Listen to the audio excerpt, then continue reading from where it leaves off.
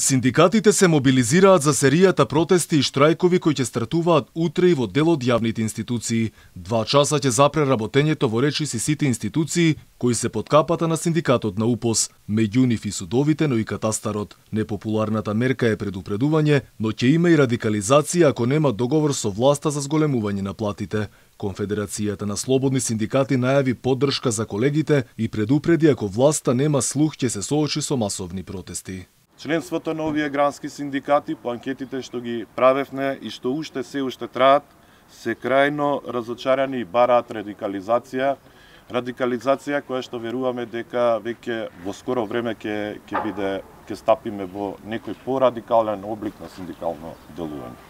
Предлогот за линеарно покачување на платите доби поддршка и од Сојузот на синдикатите на Македонија, од СОНК и од синдикатот на УПОС. Отказ се зборуваа за синдикално единство, исклучиво во интерес на работниците. Ги поддржуваме сите синдикати кои што имаат потреба од нас, еве ги повикуваме јавно, ќе дадеме поддршка се за остварување на работничките права. Почени покажавме во изминатиот период дека сакаме да делуваме обединувачки, сите синдикати заедно да излезат и да ги побараат работничките права. Синдикатот на УПОС стартува утре, а според најавите протестот ќе продолжи и в петок. По нив следува СОНК, кој од понеделник ќе стапи во штрајк. Во училиштата ќе биде прекината наставата и нема да бидат згрижувани децата во градинките, зашто според нив на последните преговори немало решение за нивните барања.